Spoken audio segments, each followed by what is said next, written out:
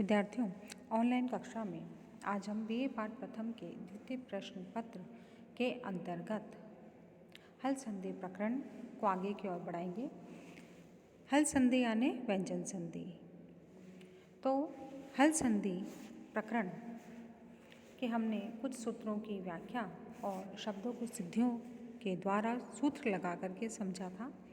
इसी क्रम में अगला सूत्र है तोड़ली।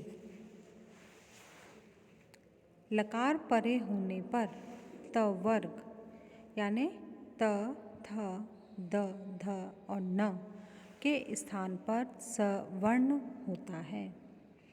विद्यार्थियों, लकार दो प्रकार का होता है, अनुनासिक और अनुनासिक। स्थानीय अंतरतमः परिभाषा के अनुसार त वर्गस्थ अनुनासिक वर्ण के स्थान पर अनुनासिक लकार और अनुनासिक वर्ण के स्थान पर अनुनासिक लकार होता है। त वर्गों में नकार के अतिरिक्त अन्य कोई अनुनासिक नहीं होता है, इसलिए केवल नकार के स्थान पर ही अनुनासिक लकार होगा। शेष त वर्गस्थ वर्णों यानी त, थ, द और ध के स्थान पर अनुनासिक लकार होता है। उदाहरण देखते हैं। तल्लयः, तद प्लस लयः। यहाँ पर त वर्गस्थ दकार के बाद में लय का लकार आया है, इसलिए तोड़ली सूत्र से दकार के स्थान पर अनुनासिक लकार हो जाता है। स्थिति बनती है तल प्लस लयः। संयोग करने पर तल्लयः रूप बनता है। इसी प्रकार से विद्यार्थियों, विद्वान लिखती, यहाँ पर विद्वान प्लस लिखती, इस विग्रह में त वर्गस्थ नकार के बाद लकार आया है, अतः तोड़ली सूत्र से नकार के स्थान में अनुनासिक लकार हो जाता है और स्थिति बनती है विद्वान लिखती। संयोग करने पर विद्वान लिखती रूप सिद्ध होता है। विद्यार्थियों, एक छोटा सा सूत्र यहाँ पर है। उदः स्थास्तंभोः पूर्वस्य। ये सूत्र कहता है कि उद से स्था और स्तंभ के स्थान पर पूर्वस्य यानी पूर्व का सवर्ण आदेश होता है। हम पढ़ते हैं अगले सूत्र की ओर। आदेः परस्य, पर के स्थान पर विधान किया गया कार्य उसके आदि अल के स्थान पर होता है, अर्थात पंचमी से अंत होने वाले पद का उच्चारण करके जो आदेश पर के स्थान पर किया जाता है वह आदेश पर के आदि वर्ण के स्थान पर होता है, संपूर्ण पर या पर के अंतिम वर्ण के स्थान पर नहीं होता। छात्रों, उदाहरण हम देखते हैं। उद प्लस स्थानम और उद प्लस स्तंभनम।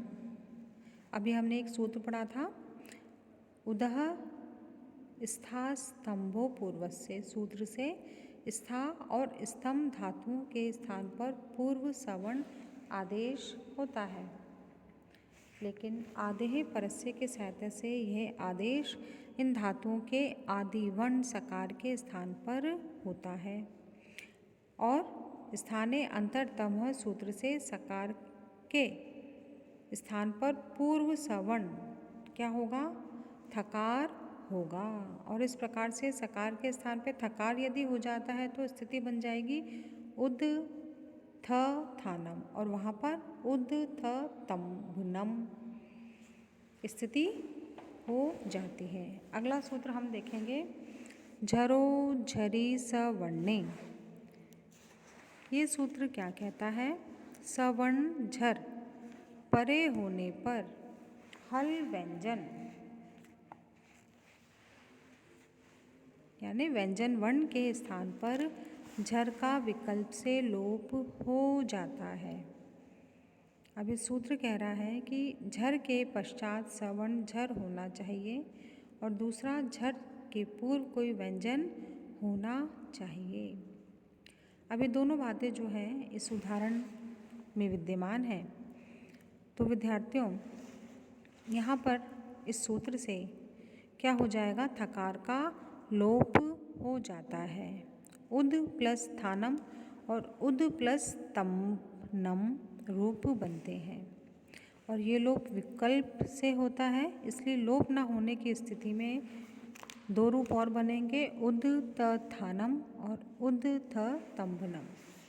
विद्यार्थियों, अगले सूत्र की ओर चलते हैं। खरीच, ये महत्वपूर्ण सूत्रों में से है। खर परे होने पर झल के स्थान पर चर आदेश होते हैं और यह आदेश स्थानीय अंतरतमः परिभाषा के अनुसार ही होता है। अब ये तीन प्रत्याहार यहाँ हमने देखे हैं, खर, झल और चर। खर यानी जिसमें वर्गों के दूसरे पहले वर्ण और ऊष्म वर्ण शकार, शकार और सकार आते हैं।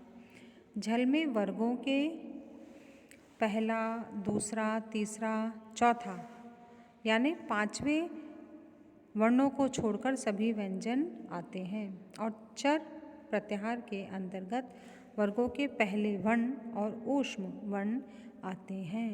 विद्यार्थियों, ये जो उदाहरण हमारा चल रहा था इसी को ले लेते हैं। अब यहाँ पर हमने देखा, ये पूरी सिद्धि यहाँ पर आपके लिए मैं दिखा रही हूँ। तो हमने देखा कि झरोझरी सवर्णे सूत्र से दकार के बाद में थकार का विकल्प से लोप हो जाता है। इसके बाद खरीचय सूत्र से दकार के स्थान पर तकार हो जाता है, यानी चर हो जाता है ना। तो स्थिति क्या बनती है, उत्थानम। और जहाँ पर लोप नहीं हुआ वहाँ पर उत्थानम रूप बनता है। विद्यार्थियों, इसी प्रकार से उत्थम्बनम में उद प्लस स्तंभनम, इस अवस्था में उत्थानम की तरह पूर्व सवर्ण का लोप हो जाएगा और चर होने पर उत्तमभनम, उत्तमम भनम रूप सिद्ध हो जाएगा। और जहाँ पर लोप का अभाव पक्ष है वहाँ पर उत्थम भनम रूप सिद्ध होगा। विद्यार्थियों, ये आप देख सकते हैं इस प्रकार से यहाँ पर यह चार प्रकार के शब्दों की सिद्धि हमने देखी है और ये तालिका दे रखी है कि झल के स्थान पर चर कौन कौन से आदेश होंगे। विद्यार्थियों, इसी के साथ ही हमारा ये व्याख्यान यहीं समाप्त होता है।